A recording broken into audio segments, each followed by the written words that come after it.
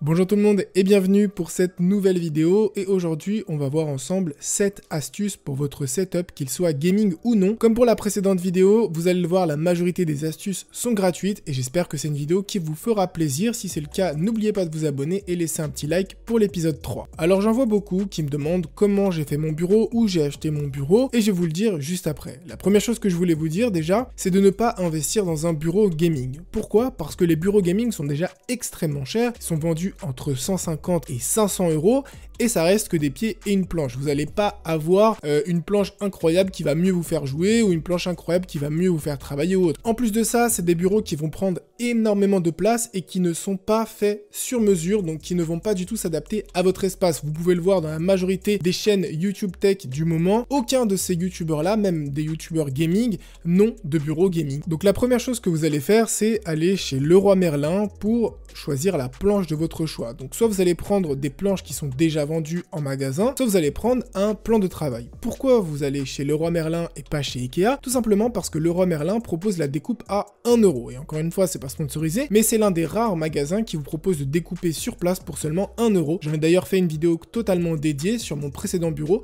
donc n'hésitez pas à aller la checker si vous avez besoin de plus d'informations. Vous allez demander à la personne qui va découper votre planche d'avoir une profondeur de 58 cm. Et pourquoi une profondeur de 58 cm? Tout simplement parce qu'on va rajouter un caisson cette fois de chez Ikea, le Alex, qui possède, comme vous l'imaginez, une profondeur de 58 cm. C'est un caisson qui est vendu 69 euros et qui va fitter parfaitement avec la planche que vous allez découper. Bien sûr, je vous donne une idée là de bureau, mais vous pouvez juste ajouter 2 pieds comme mon bureau actuel. Mais avoir un caisson Alex, ça vous permet d'avoir pas mal de rangements et c'est très pratique et vous allez le voir dans mes prochaines vidéos quand je vais déménager que je vais faire exactement ce même bureau. Donc le caisson coûte 69 euros et chez Leroy Merlin vous pouvez vous en sortir avec une planche qui va vous coûter entre 30 et 70 euros pour les meilleurs. Donc vous êtes à peu près à 120 euros plus une découpe à 1 euro. Ensuite ce que vous allez faire chez Ikea, c'est que vous allez rajouter un pied.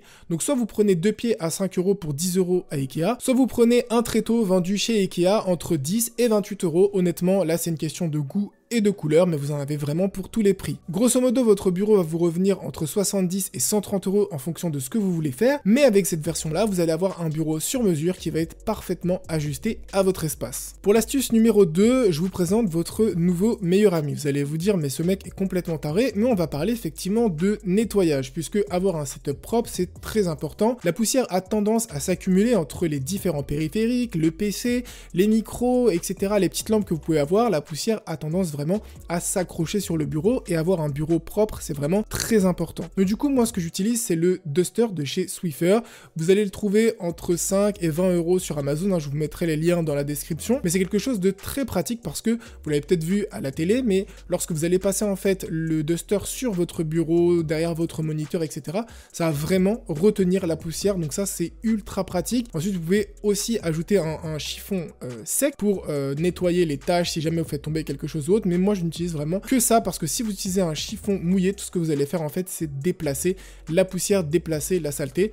Donc n'hésitez pas à l'utiliser, pour ceux qui l'utilisent, n'hésitez pas à me le dire dans les commentaires. En astuce numéro 3, je vous présente une application gratuite sur le Windows Store et il s'agit de EarTrumpet. À quoi ça va servir? Tout simplement, lorsque vous cliquez sur le petit icône audio de votre ordinateur, de base en fait, vous allez pouvoir gérer le volume global en fait de votre PC. Lorsque vous allez installer cette petite application qui est gratuite, vous allez avoir la possibilité en fait d'avoir de la visibilité sur tous vos périphériques, l'audio de tous vos périphériques. Donc ce qui va être intéressant, c'est de pouvoir régler l'audio de votre page internet, qui va différer de votre page de jeu, qui va différer par exemple de votre page Discord, etc. etc. Donc dans un contexte vraiment de Covid où tout le monde un peu bosse à la maison, on passe énormément de temps à la maison et on peut ouvrir énormément de fenêtres et c'est vraiment pratique. Encore une fois, vous pouvez l'installer assez facilement et c'est une application qui est très utile. Pour l'astuce numéro 4, je vais vous montrer comment faire pour choisir un bon fauteuil gaming. Alors pour illustrer mon exemple, je vais utiliser l'Aka-Racing que j'ai depuis maintenant 6 ans et qui, comme vous pouvez le voir, est quasiment comme neuf. Alors la première chose à regarder sur un fauteuil gaming, c'est la hauteur du dossier. Si vous êtes grand, si vous faites plus d'1m80, vous allez avoir besoin d'avoir un dossier haut pour pouvoir reposer votre nuque, votre tête. À quoi bon acheter un fauteuil gaming si vous ne pouvez pas reposer votre tête? Deuxièmement, vous allez devoir regarder l'assise. L'assise, c'est extrêmement important et c'est souvent négligé. Lorsque vous, par exemple, vous allez acheter des fauteuils gaming à 180, 220 ou 250 €, en général, c'est des fauteuils qui vont avoir une assise très fine. Donc si vous êtes léger, par exemple 50, 60 kg max, ça peut encore aller, mais dès que vous allez passer la barre des 75, 80, 90 kg, là c'est complètement mort. Au bout d'un moment, la mousse va s'affaisser et vous allez être assis littéralement sur la plaque en métal qui est juste en dessous, donc c'est pas du tout intéressant. Donc vérifiez que vous allez avoir une assise large et une assise qui va être quand même assez épaisse pour soutenir votre poids. La troisième chose que vous allez regarder, c'est ce qui se passe en dessous du fauteuil, et c'est notamment tout ce qui est support, qualité des matériaux, etc.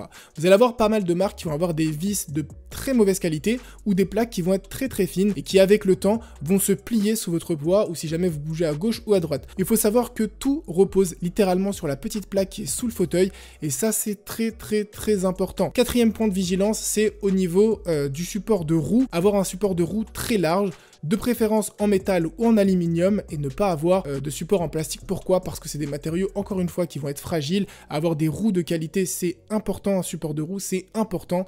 Encore une fois, vous pouvez le voir, je peux le bouger dans tous les sens et le fauteuil ne bouge pas. Et enfin, le dernier point de vigilance, c'est au niveau des coutures. Si vous avez un fauteuil gaming avec des coutures bas de gamme ou mal faites, il va s'ouvrir très rapidement avec le temps. Et ça arrive souvent. Donc si vous vous demandez quel est le budget d'un bon fauteuil gaming, en vrai, comme je vous l'ai dit, ça va dépendre de votre taille et de votre poids. Si vous êtes plutôt léger, vous allez pouvoir acheter des fauteuils qui vont se situer entre 180 et 250 €. Si comme moi, vous êtes aux alentours des 85-90 kg, vous allez devoir privilégier des fauteuils beaucoup plus chers qui vont être aux alentours de 350-450 € et surtout privilégier des marques qui font de la vraie R&D, pas des marques chinoises, des choses vraiment bas de gamme qui ne vont pas être intéressantes pour vous. Pour l'astuce numéro 5, on va parler de quelque chose que vous connaissez déjà et il s'agit du bras articulé. Pour illustrer mon exemple, je pose ce gros moniteur de chez LG, le LG Ultrafine 32UN880B, un moniteur 4K avec une dalle de 31.5 pouces qui sera bien sûr mon futur moniteur pour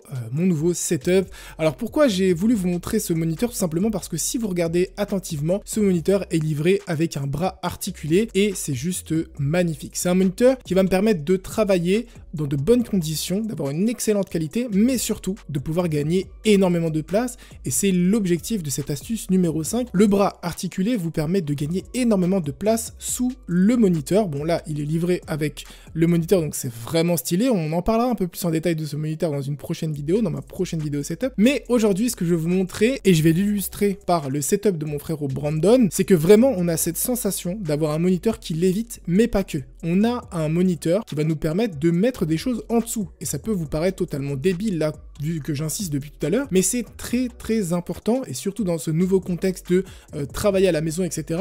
C'est que tout simplement, vous pouvez ranger votre clavier sous l'écran, vous pouvez ranger votre PC portable sous l'écran, et tout simplement garder tout cet espace que vous venez de gagner pour travailler. Vous trouvez des bras articulés à tous les prix, entre 30 et plus de 100 € pour le prochain setup. Bon là, il est intégré avec l'écran, mais dans tous les cas, j'avais prévu d'avoir un moniteur flottant en utilisant un bras. Bien sûr, je vous mettrai quelques bras articulés que j'aime bien dans la description. Pour l'astuce numéro 6, je vais vous présenter mon petit support que j'ai acheté il y a 5 ans. Il est tout en aluminium, donc c'est un support qui a duré vraiment dans le temps et qui prend très peu de place. Pourquoi ce support est intéressant? Tout simplement parce que comme vous pouvez le voir, je peux le mettre juste au-dessus de mon clavier. Donc ça, c'est mon utilisation personnelle puisque j'utilise 2 PC en même temps. Donc ça me permet d'être sur mon PC portable et en même temps, en quelques secondes, de passer sur mon autre PC, mon PC de bureau. Vous avez énormément de cas possibles pour ce petit support. Donc moi, le mien n'est plus disponible parce que ça fait des années que je l'ai acheté, mais vous avez un support de chez Satechi qui coûte 30 €, donc Satechi c'est vraiment du haut de gamme, mais vous avez d'autres supports quasiment les mêmes qui sont vendus entre 15 et 20 €. Après, tout dépendra de votre budget et tout dépendra aussi de ce que vous voulez en faire. Et enfin, la dernière astuce de cette vidéo, si vous ne la connaissez pas déjà, qui vous faire gagner un temps monstrueux, c'est la partie screenshot de votre écran sous Windows. Alors, lorsque vous êtes sous Windows, normalement, pour faire une petite capture d'écran, vous allez cliquer sur le logiciel juste en bas, dans la barre de tâches, ou le rechercher. Vous allez entourer ce que vous voulez screener, vous allez sauvegarder l'image, et ensuite, pour importer l'image, par exemple dans une présentation Google Slides ou sur Paint, vous allez devoir faire insérer et retrouver votre image. Si je vous disais qu'il y a un meilleur moyen et un moyen beaucoup plus rapide, vous faites Maj Windows S, et là, comme par magie, vous allez avoir un menu comme sur Mac qui va apparaître et qui va vous permettre tout simplement de prendre une capture de ce que vous voulez, soit de l'écran en entier, soit d'un bout particulier. Mais le plus beau, c'est pas ça, c'est que l'image va se sauvegarder sur votre PC, Et tout ce que vous avez à faire ensuite, c'est d'aller sur votre présentation slide ou sur Paint et de faire un CTRL-V, puisque vous pouvez tout simplement coller votre image autant de fois que vous le voulez sur tous les logiciels, que ça soit sur Discord, que ça soit sur Slide, que ça soit sur Paint, peu importe, vous gagnez un temps monstrueux. Donc j'espère vraiment en tout cas que cette petite astuce, si vous ne la connaissiez pas, vous fera gagner un temps monstrueux. La vidéo se termine ici, j'espère vraiment que ces petites astuces vous auront plu. Si c'est le cas, n'oubliez pas de laisser un petit like, de vous abonner pour avoir un 3e épisode. Portez-vous bien, à une prochaine vidéo, ciao tout le monde.